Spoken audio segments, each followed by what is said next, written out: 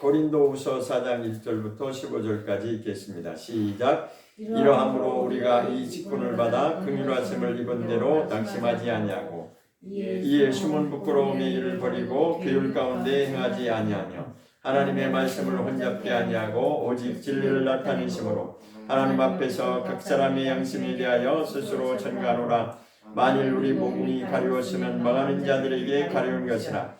그 중에 이 세상 신이 믿지 아니하는 자들의 마음을 혼미케 하여 그리스도의 영광의 복음의 광채가 비치지 못하게 하느니 그리스도는 하나님의 형상이니라. 우리가 우리를 전파하는 것이 아니라 오직 그리스도 예수의 주 되신 것과 또 예수를 위하여 우리가 너희의 종인 것을 전파함이라.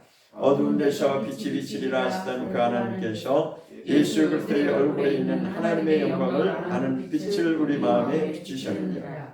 우리가 이 보배를 질그릇에 가졌으니 이는 능력의 힘이 큰 것이 하나님께 있고 우리에게 있지 아니함을 알게 하려 함이라. 우리가 사방으로 위협을 당하여도 쌓이지 아니하며 답답한 일을 당하여도 낙심하지 아니하며 핍박을 받아도 버림받지 아니하며 거꾸로 뜨림을 당하여도 망하지 아니하고 우리가 항상 예수 죽인 것을 몸에 짊어짐은 예수의 생명도 우리 몸에 나타나게 하려 함이라. 우리 산자가 항상 예수를 위하여 죽음에 넘기움은 예수의 생명이 또한 우리 죽을 육체에 나타나게 하려 함이니라. 그런즉 사망은 우리 안에서 역사하고 생명은 너희 안에서 하느니라.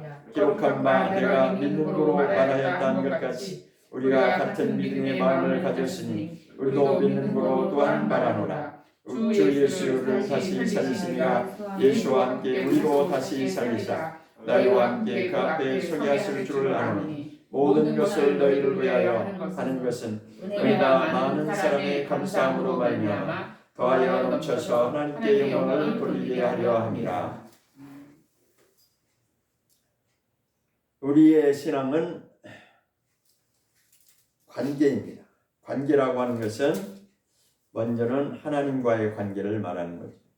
하나님과의 관계가 말씀대로 하나가 되는 것이고 또 더하여서 두 번째로는 내 이웃과의 관계가 또한 그와 같다라고 말씀하고 있습니다.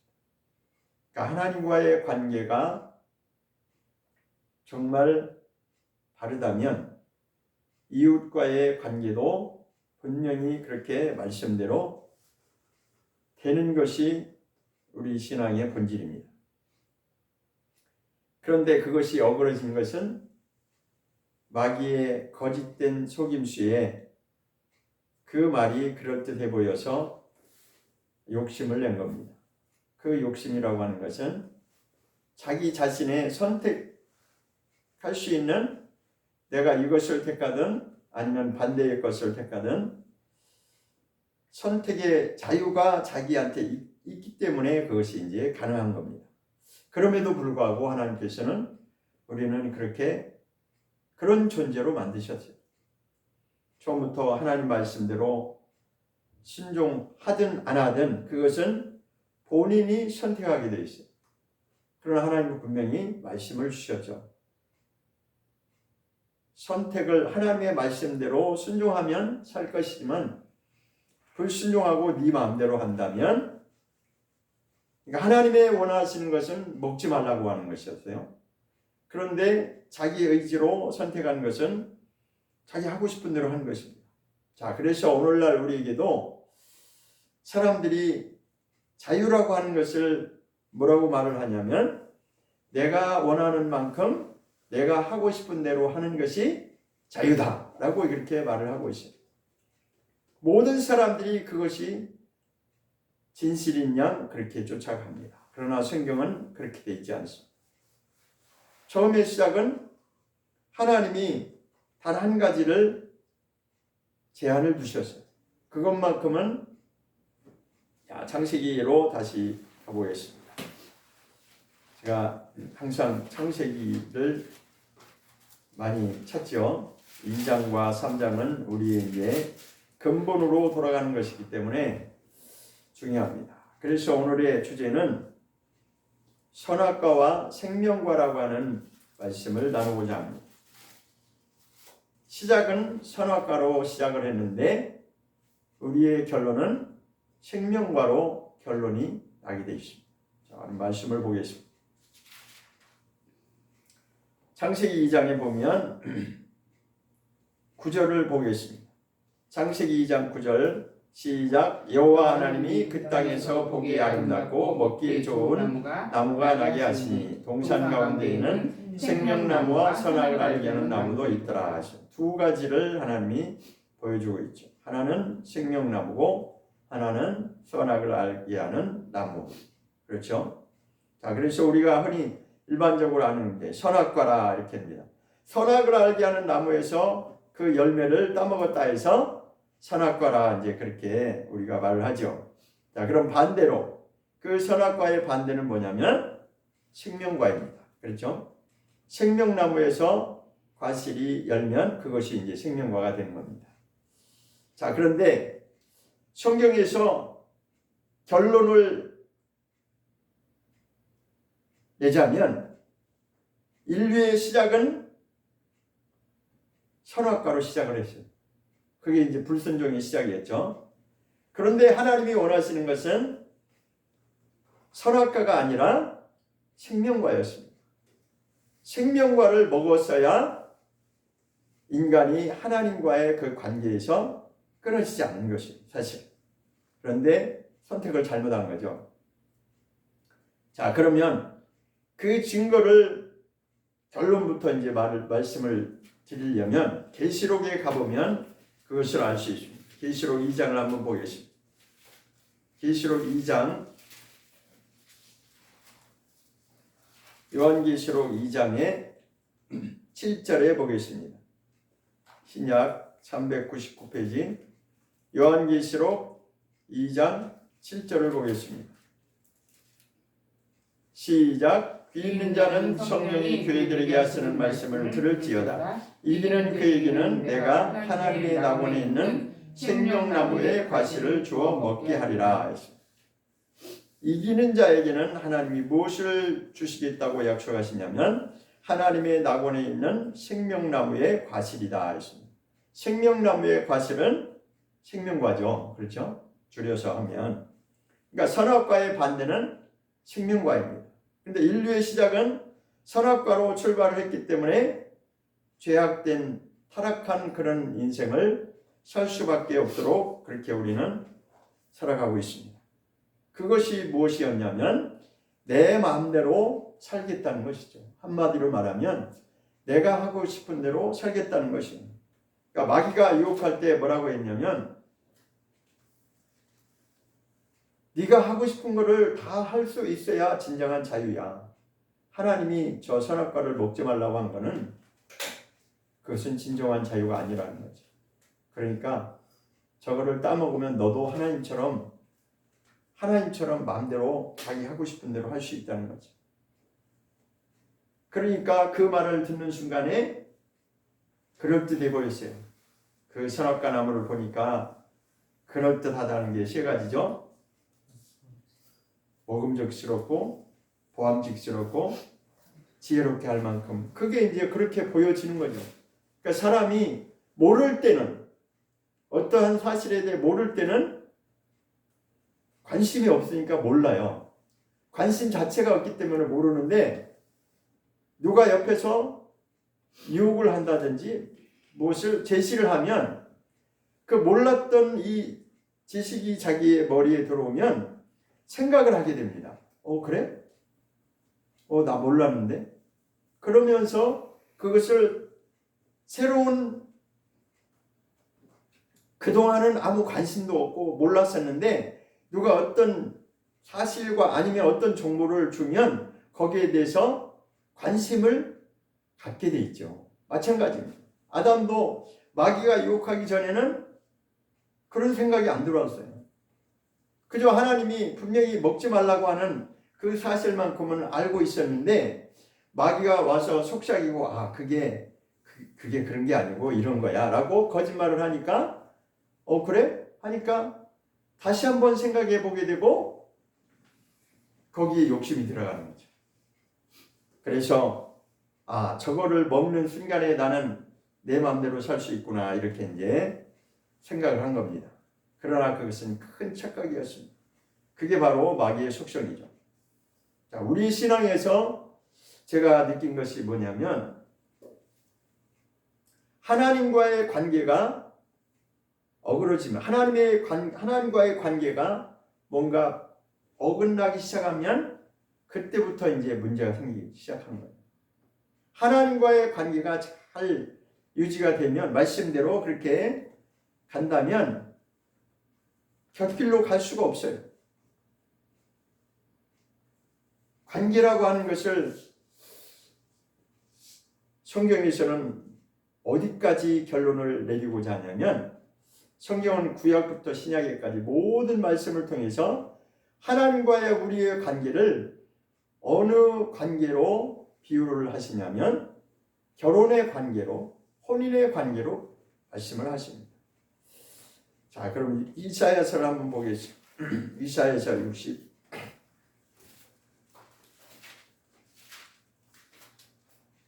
이사야서 62장입니다. 이사야서 62장에 보면 이런 말씀이 있습니다.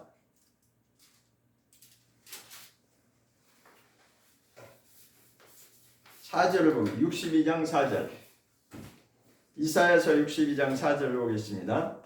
시작. 다시는 너를 버리운 자라 칭하지 아니하며 다시는 내 땅을 흙무지라 칭하지 아니하고 오직 너를 heb시바라 하며 내 땅을 뷸라라 하리니 이는 여호와께서 너를 기뻐하실 것이며 내 땅이 결혼한 바가 될 것임이라. 이렇게 그죠? 마지막 결론이 뭐라고 나와 있어요? 결혼한 바가 될 것이다 라고 해서 결혼에 비유를 하고 있어요. 이것은 하나님과의 우리 관계를 말하는 것이다.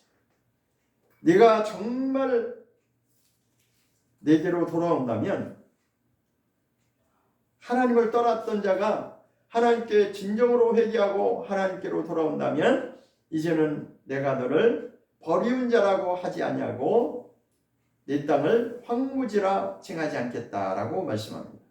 그 관계를 헵시바라고 하고 뷸라라고 이렇게 부르고 있어요. 뷸라라고 하는 것을 밑에 그 3번 가로하고 밑에 보면 주석 달아놨죠. 밑에 보면 3번이 뭐라고 되어 있어요?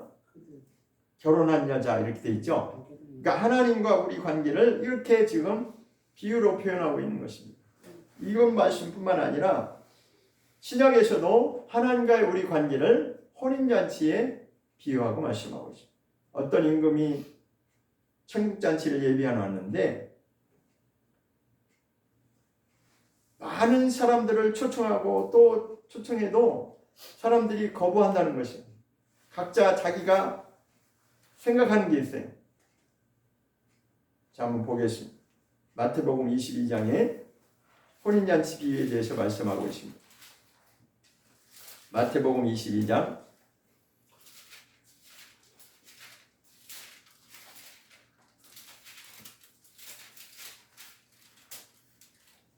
22장 1절에 보면 예수께서 다시 비유로 말씀하시죠. 비유로 대답하여 가라사대 천국을 좀 비유로 말씀하시는 거예요.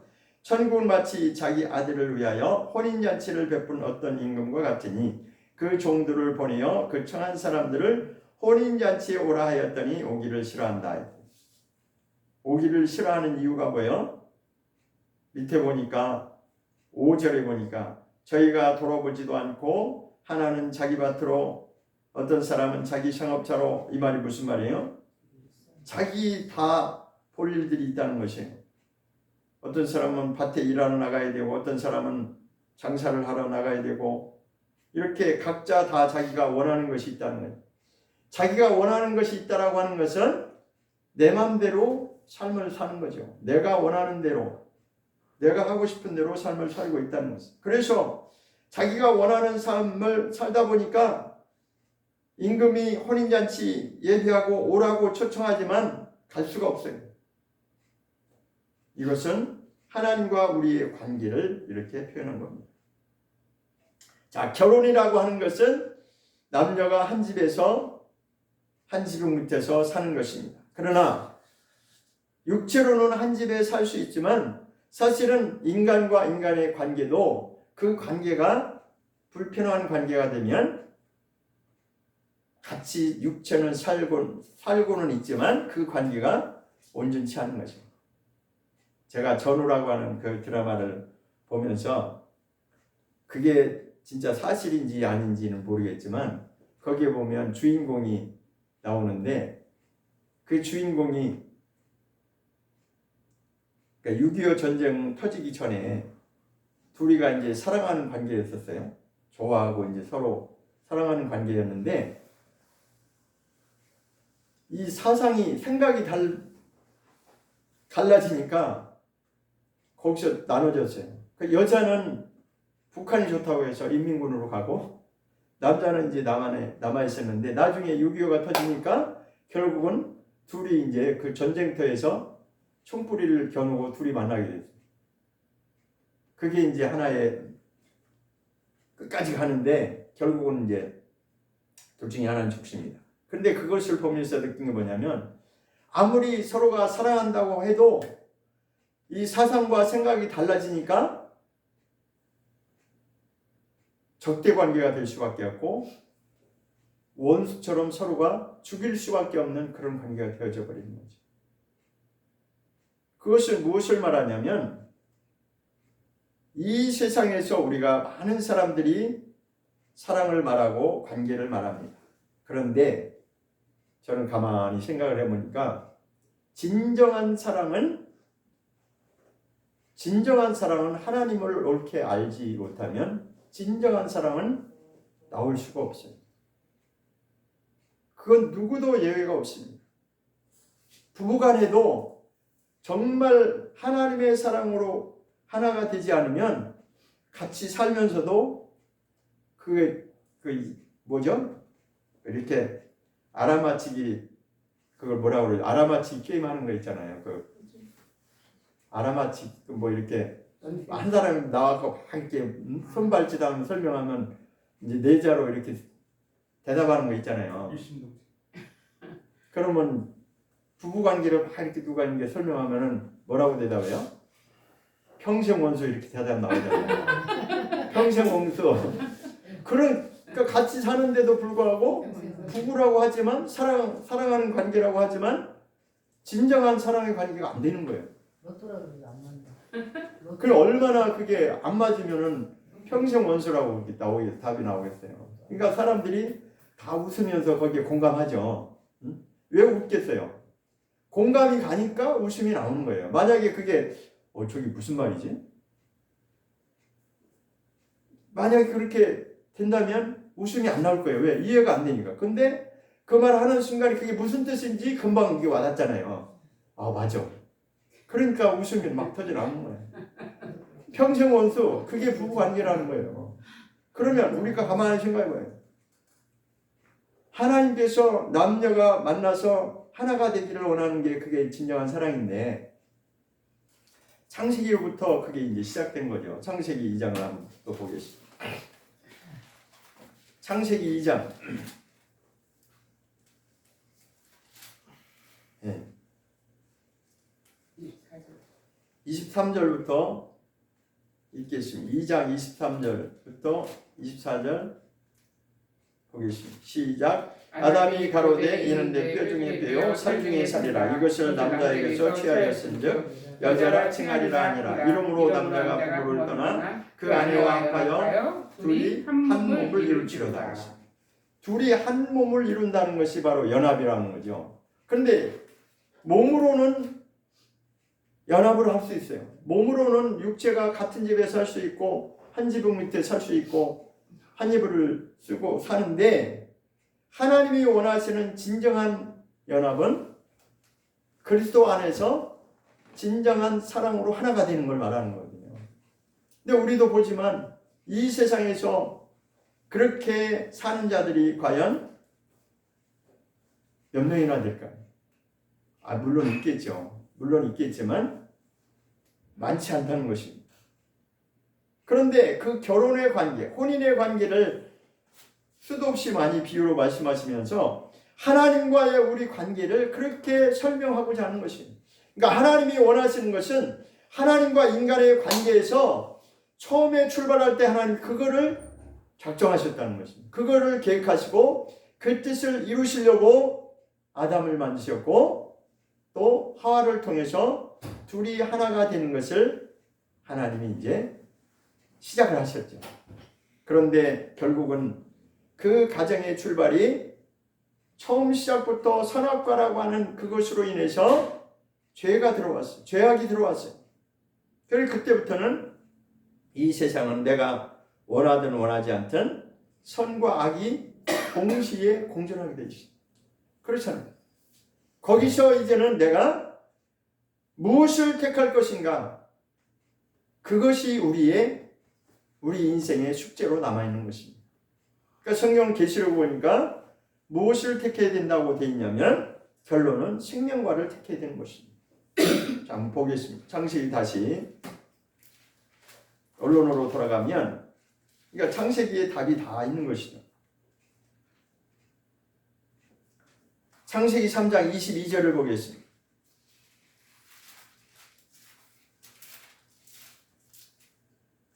창세기 3장 22절, 23절, 24절까지. 창세기 3장 22절부터 24절까지 보겠습니다. 시작. 여호와 하나님이 가라사대 보라 이 사람이 선악을 아는 일이 우리 중 하나같이 되었으니 그가 그 손을 들어 생명나무 실과도 따먹고 영생할까 하노라 하시고 여호와 하나님이 에덴 동산에서 그 사람을 내어보내어 그의 근본된 토지를 갈게 하시니라. 이같이 하나님이 그 사람을 쫓아내시고 에덴 동산 동편의 그릇들과 두루도는 화용을 두어 생명나무의 길을 지키게 하시니라 하십니다. 자, 여기에도 생명나무 실과라고 하는 것이 생명나무가 두 번 나오죠. 22절에 생명나무 실과라고 나왔고 그 다음에 24절에 생명나무라고 나와 있습니다. 자, 이것은 무엇을 말하냐면 하나님이 처음에 원하셨던 것은 그러니까 에덴 동산에서 두 선악을 알게 하는 그러니까 선악과와 생명과를 하나님이 보여주신 것은 그 자유의지를 인간에게 하나님 허락하셨지만 그 자유의지로서 선악과를 따먹으면 안 되고 사실은 생명과를 따먹으셔야 되는 거예요. 생명과라고 하는 건 무엇이냐? 하나님과의 관계를 말하는 것입니다. 생명과를 먹으면 하나님과의 관계가 계속해서 그 생명으로 그렇게 나가는 것이죠. 하나님이 처음부터 정하신 그 생명의 관계로 계속 그 관계가 유지되면서 갈 수 있는 것이에요. 그런데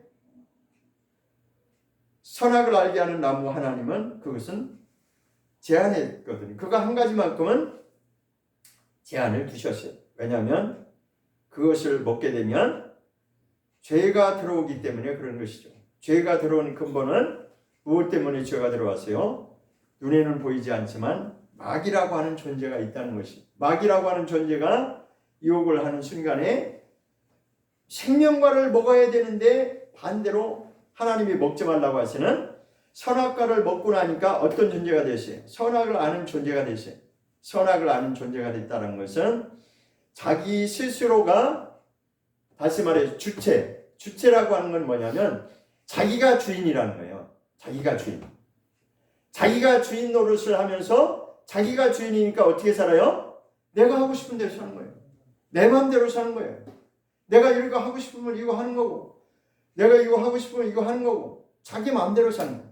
자, 오늘날 우리 남한 땅에 문제가 되는 것이 한 가지 있죠. 여러분도 아시다시피 주체사상이라는 게 있어요. 주체사상이 게 뭐예요? 김일성으로부터 나온 겁니다. 김일성이 주체사상을 만들어내죠. 그러다 보니까 그 김일성 주체사상이 뭐냐면 김일성을 하나님처럼 하나님 자리에 놓고 그렇게 섬기는 거예요. 그래서 기독교인들을 다 없애버리는 거예요. 왜? 기독교인들이 있으면 자기 마음대로 못하거든요. 근데 그 주체사상이 어디서 나왔냐? 사실은 알고 보면 이 성경 말씀에서 인용을 한 겁니다. 인민이라고 하는 말도 어디서 나왔냐? 성경에서 나온 거예요. 성경 잘 보세요. 인민이라는 말이 있어요. 그래서 제가 어떻게 사람이 이렇게 달라도 다를 수가 있을까? 그러니까 이 성경을 보면서도 성경에서 하나님의 생명으로 나아가는 자가 있고 어떤 사람은 이 성경을 인용해서 자기 마음대로 그렇게 만들어낸 자들이 있어요. 내가 그거 보고 너무 놀랐어. 제가 뭘 봤냐면 그 주기철 목사님 아들 큰아들 장남이 있는데 주기철 목사님 큰아들 장남 이름이 주영진이에요. 근데 우리는 잘 모르는데 주기철 목사님 순교한 건 우리 잘 알죠. 그런데 그 아들 첫째 장남이 순교한 건 잘 모르죠. 그래서 제가 그걸 봤는데 정말 그걸 보면서 저는 참 속으로 난 저렇게 할 수 있을까. 근데 그 아들이 어떻게 순교하냐면 공산주의자들 그때 8.15 해방 직후에 이것이 딱 나눠졌잖아요. 공산주의가 우리나라 저 북쪽 땅에 진입을 하면서 첫 번째로 한 것이 뭐였냐면 기독교인들을 다 없애버린 거였어요. 그래서 주영진 전도사가 순교를 하게 된 거예요. 근데 그 드라마에 보면 어렸을 때 그 주기철 목사님하고 그러니까 주영진 전도사 그러니까 큰 아들하고 또래가 있었는데 그가 길거리에서 고아였어요. 그러니까 고아라서 돌봐줄 사람이 없어가지고 주기철 목사님이 데려다가 다 먹여주고 자기 자식처럼 그렇게 키웠어요. 그렇게 키워놨는데 6.25가 터지니까 이 사람이 공산주의가 옳다라고 그쪽 인민군이 돼버린 거예요. 그래서 결국은 그 친구가 그러니까 그 아들하고 동갑내기인가 친구처럼 지냈잖아요.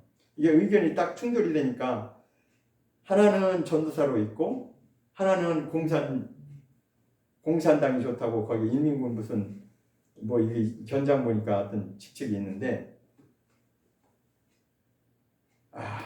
근데 결국은 그 사람이 나중에 이제 깨달았어요. 자기 친구가 공산주의자들의 그 죽창에 찔려서 죽는 것을 보고 깨달았어요. 야, 이건 아니다. 해갖고 다 그냥 버리고 거기서 피난민들하고 합세해가지고 이제 남한으로 내려왔어요. 그래서 그가 이제 증인이 된 그 주영진 전도사가 순교한 그 이제 증인이 되는데 그렇게 사상이 달라지면 생각이 달라지면 그러니까 자기 마음대로 그렇게 가는 거예요. 근데 거기서 내가 뭘 봤냐면 김일성의 그 외삼촌이라고 하는 사람이 있어요. 그 김일성의 외삼촌이 누구였냐면 목사였어요. 목사였거든요.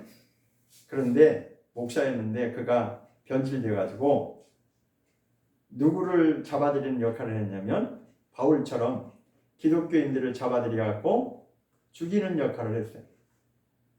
그렇게 변하더라고요. 그러니까 우리는요 어느 순간에 내가 된 줄로 착각하면 큰 옷이 아니에요. 그도 그때까지만 해도 목사 생활을 했고 그렇게 했는데 김일성이가 내려오면서 당신 우리한테 협조하고 그러면 당신 영광 아주 한 자리 줄 테니까 협조해라 하니까 싹 돌변해가지고 기독교인들 그 신실한 기독교인들을 잡아 죽이는 목사들 그래갖고 거기서 다 순교하고 그러면서 아들까지도 이제 다 순교했죠. 제가 그걸 보면서 이게 이렇게 같은 땅에서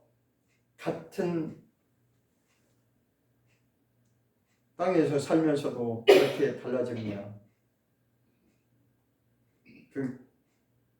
아무튼 우리가 성경을 통해서 알아야 될 건 뭐냐면 성경에 무슨 말씀이 나오냐면 선줄로 생각하면 넘어질까 조심하라는 그런 말씀이에요. 제가 그 말씀을 예전에는 잘 못 깨달았는데 가만히 이제 깨닫고 보니까 그게 무슨 말씀이냐면 우리가 신앙에서 가장 조심해야 될 것이 뭐냐면 내가 어느 순간에 나는 이만하면 안 됐다라고 생각하는 순간에 이게 이제 위험한 겁니다. 목사가 됐든 누가 됐든 예외가 아닙니다. 그러니까 자기는 어느 순간에 내가 목회도 하고 있고 뭐 능력도 나타나고 하니까 나는 믿음이 아주 좋다라고 생각하고 그렇게 착각하는 순간에 누가 역사하냐면 마귀가 그것을 딱 가로채는 거예요. 그럼 그때부터는 어떻게 되냐? 자기가 하는 것이 그냥 법이 돼버리는 거예요. 자기는 이렇게 하는 것이 그게 잘못된 것인지 몰라요. 왜? 자기는 됐다고 생각하니까. 그런데 그것이 마귀가 지금 나를 그렇게 유혹하고 나를 넘어지게 하는 것이라고 하는 그것조차도 못 느낍니다. 그래서 성경은 계속해서 하나님과의 그 관계를 끝까지 유지하기를 하나님은 계속 그것을 위해서 말씀으로 우리를 단련하시는 거죠. 언제까지? 주님이 오시는 때까지. 자, 그럼 오늘의 제가 드리고 싶은 그 본론의 말씀은 고린도후서 4장에 있습니다. 고린도후서 4장, 오늘 본문을 읽었죠. 고린도후서 4장 1절부터 아까 읽었는데 몇 절에 있냐면 자 보겠습니다. 7절부터 일단 읽겠습니다. 7절부터 11절까지 읽겠습니다. 시작. 우리가 이 보배를 질그릇에 가졌으니 이는 능력의 심이 큰 것이 하나님께 있고 우리에게 있지 아니함을 알게 하려 함이라. 우리가 사방으로 오겨쌈을 당하여도 쌓이지 아니하며 답답한 일을 당하여도 낙심하지 아니하며 핍박을 받아도 버림받지 아니하며 거꾸로 뜨림을 당하여도 망하지 아니하고 우리가 항상 예수 죽인 것을 몸에 짊어짐은 예수의 생명도 우리 몸에 나타나게 하려 함이라. 우리 산자가 항상 예수를 위하여 죽음에 넘기움은 예수의 생명이 또한 우리 죽을 육체에 나타나게 하려 함이니라. 이 안에 굉장히 중요한 핵심의 말씀이 있어요. 자, 7절에 보면 우리가 이 보배를 질그릇에 가졌다 이렇게 말씀하고 있습니다. 이 보배를 질그릇에 가졌다는 것이 무엇이겠죠? 우리 안에 그 보배로운 믿음이 우리 안에 있다는 거죠. 그 보배로운 믿음은 아무도 볼 수 없습니다. 하나님과의 우리의 관계를 말하는 거죠. 하나님과의 우리의 그 진실한 관계, 내가 언젠가는 주님을 만난다고 하는 그 소망과 그 믿음을 지키기 위해서 끝까지 그 길을 가는 자들을 두고 지금 우리 안에 질그릇이라고 하는 것은 이 육체를 말하는 거죠. 눈에 보이는 이 육체를 가진 인간이지만 우리 속에는 눈에 보이지 않는 그 영적인 세계가 있고 영적 존재가 있는데 그 보배로운 믿음을 가졌다는 것이. 그런데 이것이 누구로부터? 이는 능력의 힘이 큰 것이 하나님께 있고 우리에게 있지 아니함을 알게 하려 합니다. 그러니까 하나님께로부터 온 믿음이 보배로운 믿음이 이 안에 우리 안에 있다는 거죠. 자, 그래서 정말 진실하게 그런 믿음, 하나님과의 관계가 정말 진실로 가진 자는 어떻게 사냐? 8절 시작. 우리가 사방으로 우겨쌈을 당하여도 쌓이지 아니하며 답답한 일을 당하여도 낙심하지 아니하며. 그러니까 보이는 환경이 그를 어떻게 할 수 없다는 거예요. 바꿀 수가 없다는 거예요. 그런데요, 제가 그 영화를 보면서 여기서 진짜와 가짜가 나눠지는구나. 그 김일성이 외삼촌이라고 하는 사람 이름이 누구냐면 강양욱이에요. 강양욱이에요. 근데 그 사람이 그 공산당 그 높은 직책에 있는 당원이 와갖고 반협박 비슷하게 하고 유혹을 하니까 넘어가더라고. 그러니까 그때부터 그는 가짜로 갈 수밖에 없는 거예요. 목사는 목사지만 자기 마음대로 하는 거예요. 무슨 일을 하냐? 진실한 기독교인들을 잡아들여서 죽이는 일을 하는 거예요. 그래서 그때 그 당시에 김일성이의 그 비리를 잘 알고 김일성이가 가짜라고 하는 것을 아는 그 목사들을 다 죽여버려요. 왜? 그 사람들이 존재하면 그 사람은 바른 말 하니까. 그러니까 자기가 김일성 주체사상을 세워서 자기 마음대로 해야 되는데 자기 마음대로 못해요.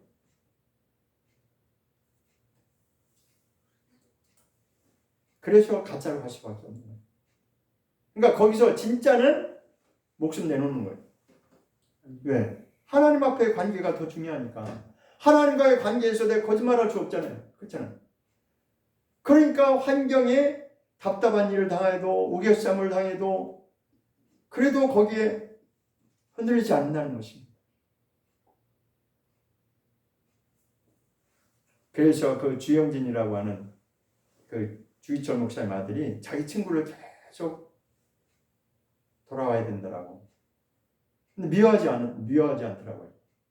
자기를 막 그렇게 죽이려고 하는 그 역할을 해도 한 번도 미워하지 않아요. 좀 불쌍하게 여기고 용서하고 돌아오길 원하고. 그러니까 그 진실을 나중에 그 친구가 그 진실함을 깨달은 거예요. 야, 이거는 아니다. 진짜 이건 아니다.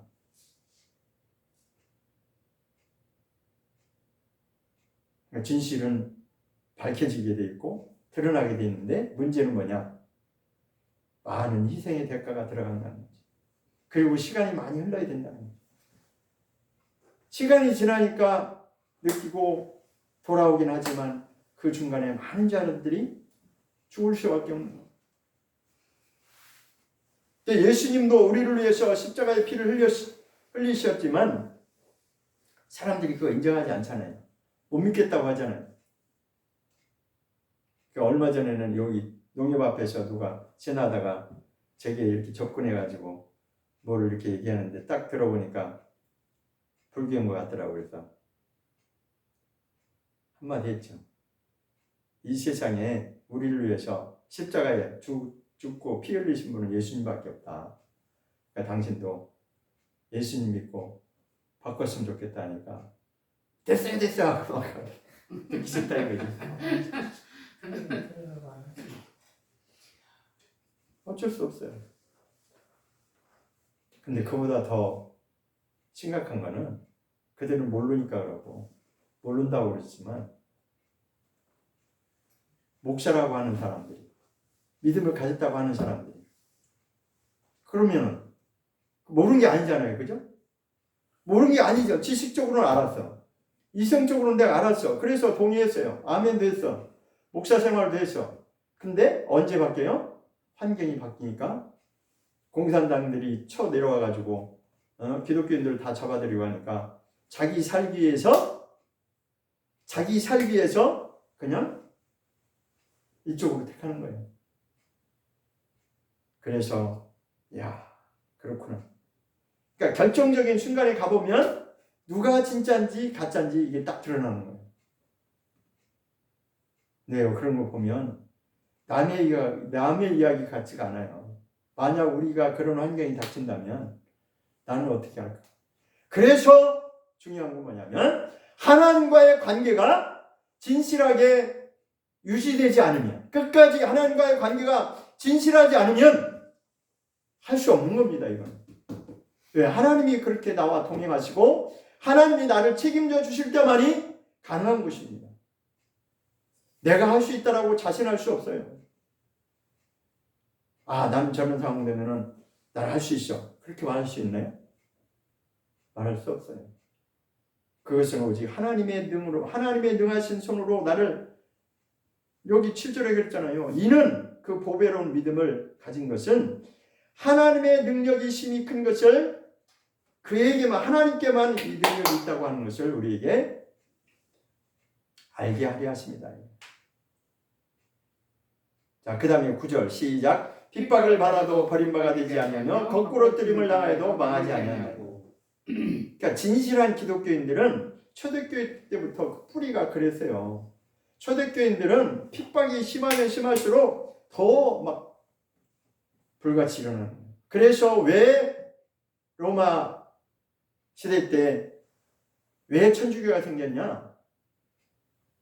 이거 어제도 사실은 어떤 할머니가 제가 이제 우연치 않게 만나가지고 이렇게 그냥 보고 있자니 좀 이건 아니다 싶어가지고 이제 이렇게 좀 도움을 드렸는데 가다가 이렇게 쭉 얘기했는데 천주교라고 해서 안타깝다. 내가 좀 얘기를 했어요. 사실은 기독교 역사를 이렇게 하면 얘기하고 이렇다 얘기하니까 그분이 말 천주교가 뿌리라고 그렇게 알고 있더라고요. 원래는 천주교였는데 이렇게 떨어져 나와가지고 개신교가 생긴 거라는 거야. 그래서 그게 아니고요. 사실은 예수님으로부터 시작된 기독교인데 기독교가 시작되다가 중간에 이게 생겨난 게 천주교다. 그래서 천주교가 지금 말씀하고 곁길로 빗나가니까 거기서 계획돼가지고 이렇게 나온 거다 이렇게 설명을 이제 제가 했는데 아무튼 그렇게 알고 있더라고요. 그러니까 중요한 건 뭐냐면 왜 천주교가 생겼냐? 정치적인 목적에 의해서 생긴 거거든요. 그러니까 핍박을 계속 하면 할수록 이게 뭐 더 번져나가니까 이 방법으로는 이게 안 통한다. 이제 전략을 바꾼 거예요. 전략을 바꿔서 그러면 내가 다 인정해 줄게. 그래. 기독교 내가 다 인정해 줄게. 그래서 황제 이름으로 콘스탄틴이라고 하는 그 황제 이름으로 기독교를 국교를 시킨 거예요. 그러니까 오늘날로 말하자면 대통령이 야 니네 싸우지 말고 내가 기독교 국교로 하고 내가 인정해 줄게. 그러니까 누구나 다 인정해 줄 기독교를 마음대로 믿을 수 있어. 그렇게 돼버린 거예요. 그러다 보니까 진짜도 예수 믿지만 가짜도 엄청 많이 이제 이방 종교를 믿던 자들이 기독교 안으로 막 쏟아져 들어온 거예요. 왜 그랬냐면 대우를 받으니까. 황제가 기독교를 인정해주고 대우를 받아주 뭐 이렇게 잘해주니까 기독교 믿으면 저렇게 자취할 수 있구나 해서 기독교로 막 들어온 거예요. 가짜들도 막 들어온 거예요. 그러다 보니까 이제는 성경 말씀하고는 달리 막 사람이 원하는 대로 그렇게 흘러나가니까 거기서 양심이 막 걸리고 이건 아니지 않냐 이건 아니지 않냐 하다가 터진 게 그게 이제 종교 개혁이거든요. 아무튼 자 그래서 제가 그 얘기 하자는 게 아니라 자 여기 보겠습니다. 10절을 보겠습니다. 10절 고린도후서 4장 10절 시작. 우리가 항상 예수를 죽인 것을 몸에 짊어짐은 예수의 생명도 우리 몸에 나타나게 하려 함이라. 이 말씀이 무슨 말씀이냐면 우리가 항상 예수 죽인 것을 몸에 짊어짐은 그러니까 예수 죽인 것이라고 하는 다른 성경에는 뭐라고 되어 있냐면 예수의 죽음이라고 이렇게 되어 있어요. 그러니까 예수님의 죽음을 그러니까 예수님이 죽으신 것을 우리 몸에 짊어짐은 이렇게 이제 되는 것이요. 그렇게 하면은 이제 결과가 어떻게 되냐? 예수의 생명, 예수님 안에 있는 그 예수의 생명이 우리 몸에도 나타나게 하는 것이 그것이 하나님의 뜻이라는 것입니다. 그것은 언제 나타나는 것이에요? 마지막 결론에 가서. 지금은 몰라요. 그 보배로운 믿음을 지키며 환경이 어떻게 변하든지 거기에 내가 굴복하지 않고 항상 예수의 죽음을 내 몸에 짊어진다고 하는 건 뭐냐면 내가 항상 예수님의 죽으신 그 죽음을 나도 항상 가지고 다니는 몸에 짊어진다고 하는 거는 이 어깨 옛날에 우리 일할 때 어깨에 들러매고 이렇게 간다고 그러잖아요. 그러니까 몸에 짊어진다고 하는 것은 항상 내가 그것을 가지고 다닌다는 것이에요. 그 말이 뭐겠어요? 예수님이 죽으신 것 같이 우리도 그 죽음에 동참한다는 것입니다. 우리의 삶을 통해서 내가 예수를 믿습니다. 믿음을 고백하면 되는 것이 아니라 진실한 믿음을 가진 자는 예수님의 죽으신 것 같이 나도 그 죽음을 항상 생각하고 거기에 내가 동참하는 삶을 산다는 것입니다. 그것이 바로 몸에 짊어진다는 것입니다. 나와 함께 한다는 것, 항상 함께 한다는 것. 내 삶이 항상 예수님의 죽음과 동행한다는 것. 그러니까 그것을 거부하거나 피해가지 않는다는 것이에요. 그렇게 하면 그 예수님의 생명이 우리 몸에 나타난다. 그 다음 11절 보겠습니다. 시작. 우리 산자가 항상 예수를 위하여 죽음에 넘기움은 예수의 생명이 또한 우리 죽을 육체에 나타나게 하려 함이라. 그러니까 나타나게 하려 함이라는 거예요. 아직 이루어진 일이 아니죠. 미래에 이루어질 일입니다. 그렇게 될 것이라는 것이에요. 그러니까 11절의 말씀은 뭐냐면 우리 산자가 항상 예수를 위하여 어떻게 한다고요? 죽음에 넘기운다라고 하는 것은 이것은 좀 더 이게 10절의 말씀은 예수님의 죽음을 우리가 항상 거기에 동참한다고 이렇게 몸에 짊어진다고 표현했는데 11절의 말씀은 좀 더 구체적으로 우리가 그런 삶을 살려면 예수님의 죽음처럼 그 죽음에 동참하는 삶을 살려면 예수를 위해서 우리가 살아야 되는데 우리의 삶이 예수를 위해서 살아야 되는데 그렇게 살려면 어떻게 된다고요? 죽음이라고 하는 것이 그러니까 나의 죽음도 거기에 넘겨진다는 좀 어렵긴 한데 그러니까 사실은 10절 말씀하고 거의 비슷한 말씀인데 또 이렇게 이제 표현을 한 거예요. 10절 말씀이나 10절 말씀이나 거의 같은 말씀이에요. 근데 우리 산자라고 하는 건 뭐냐면 우리가 살았다라고 하는 건 뭐냐면 우리 다 산자죠. 그죠? 다 코로 숨쉬고 산자죠. 사람들은 다 말하잖아요. 코에 숨쉬고 사니까 우리 다 산자야. 근데 성경이 말하는 그 말이 아니고 우리 산자는 이 나의 영적인 신분이 살아난 자. 우리는 다 지금 영혼이 죽어서 하나님이 누군지도 모르고 하나님이 어딨어 내 맘대로 내 하고 싶은 대로 사는 게 내 자유지. 그렇게 살 수밖에 없는 인생인데 우리는 이 말씀으로 말미암아 하나님이 깨닫게 해주셔서 은혜로 말미암아 우리가 살아났어요. 그걸 말하는 거예요. 내 영이 살아난 자. 내 영이 진실로 살아난 그런 자들은 항상 말씀 앞에서 여기 10절에도 보면 항상이라고 되어 있고 11절에도 또 항상이라고 되어 있어요. 그러니까 우리의 모든 삶이 그렇게 살아간다는 것입니다. 항상 누구를 위해 사냐? 예수를 위해 살아야 되는데 예수를 위해서 살려면 우리도 죽음에 넘겨져야 된다는 것입니다. 이 말이 무슨 말이겠어요? 죽음 앞에서도 우리는 자기의 믿음을 포기하지 않는 자기의 믿음을 이 보배로운 믿음을 이 질그릇 속에 있는 이 보배로운 믿음을 지킬 수 있다는 거죠.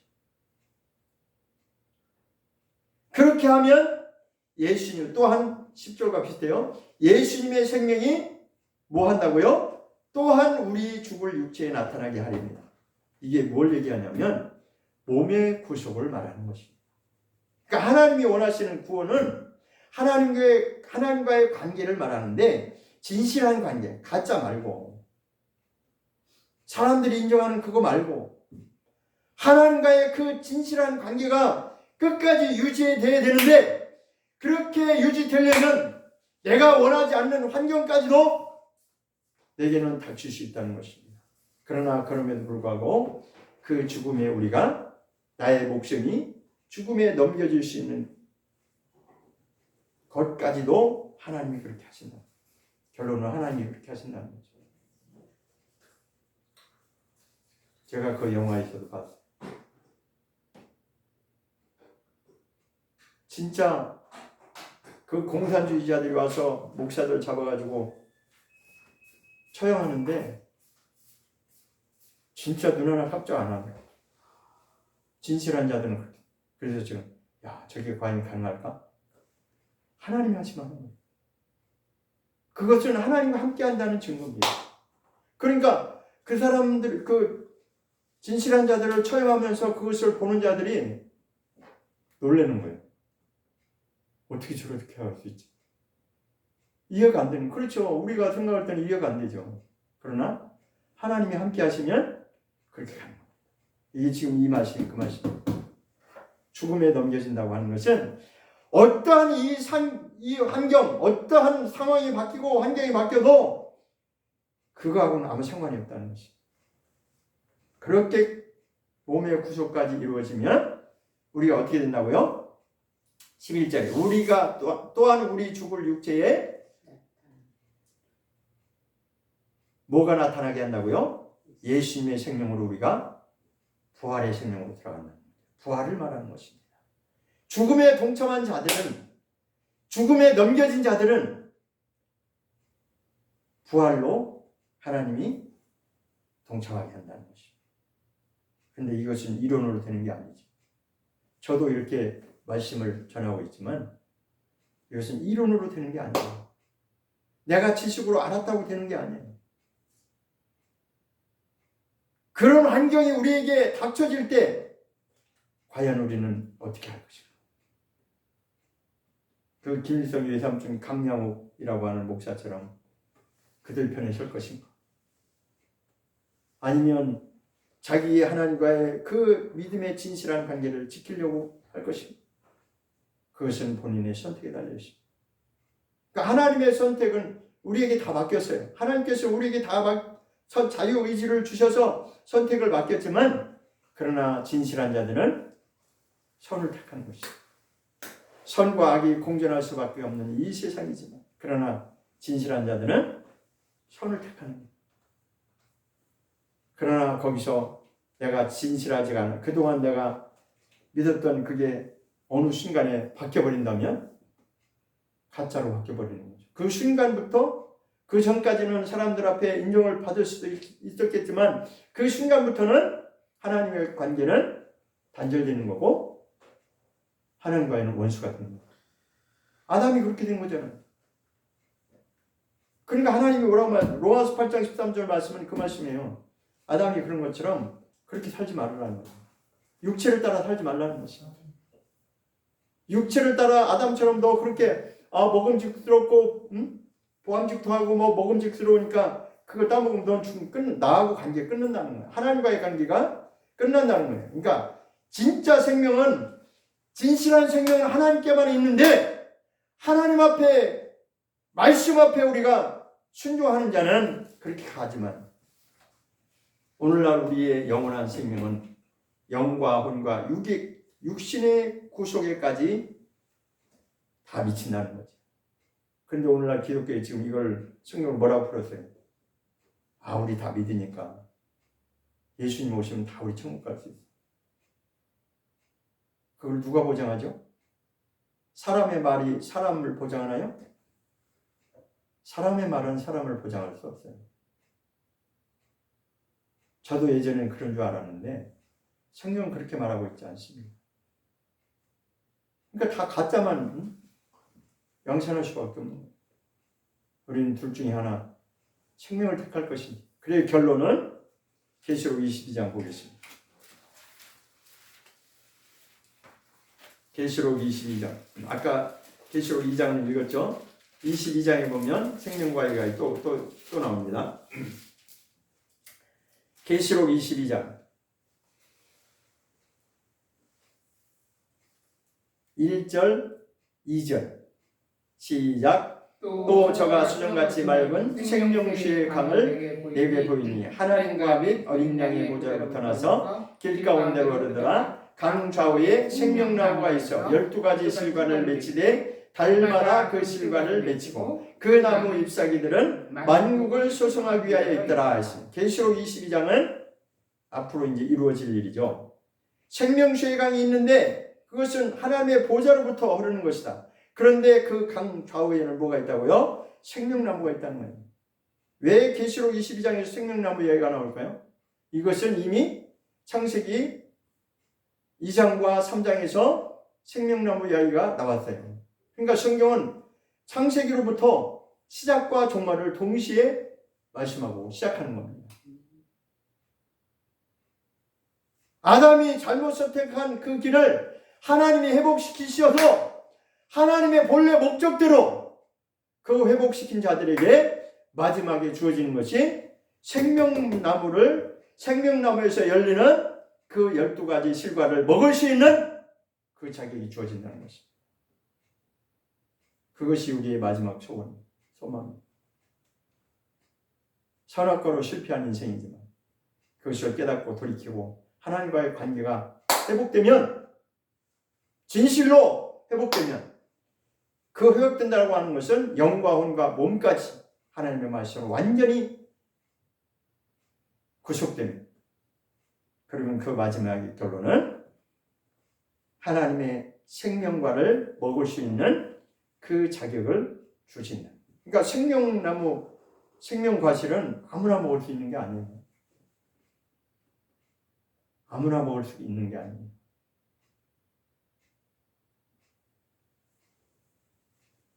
14절 보겠습니다. 22장 14절. 계시록 22장 14절. 그 밑에 시작. 그 두루마기를 빠는 자들은 복이 있으니 이는 저희가 생명나무에 나아가며 문들을 통하여 성에 들어갈 권세를 얻으려 함이로다 했습니다. 여기도 생명나무에 나아가며 이 말씀 나왔죠. 왜 자꾸 생명나무 이야기가 나올까요? 마지막 결론이 이렇게 이루어진다는 것입니다. 이기는 자들이 그 세상의 어떤 것으로도 거기에 굴복하지 않고 오직 하나님의 말씀 앞에서 말씀에 사로잡혀서 하나님과의 그 관계, 진실한 그 하나님과의 그 관계로 나가는 자는 생명나무로 나아갈 수 있다는 거죠. 한 번 더 보겠습니다. 19절 계시록 22장 19절입니다. 이때 시작. 만일 누구든지 이 책의 예언의 말씀에서 제하여 버리면 하나님이 이 책에 기록된 생명나무와 및 거룩한 성의 참여함을 제하여 버리시리라. 그렇죠? 여기도 생명나무가 또 나왔죠. 그죠? 이 기록된 하나님의 예언의 말씀, 이 예언의 말씀이라고 하는 하나님의 말씀을 말하는 거죠. 성경에 기록된 말씀을 말하는 거예요. 이 예언의 말씀에서 제하려 자기 마음대로 제해버리면 그도 또한 생명나무 먹을 자격이 없다는 거죠. 생명나무에 나갈 수 없다는 거죠. 생명나무가 결론이죠.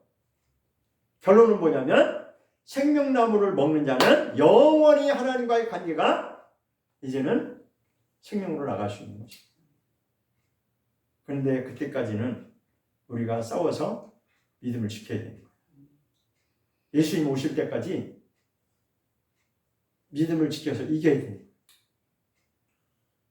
그래서 지금은 진짜와 가짜로 나눠지는 그 시점에서 우리가 살고 있는 겁니다.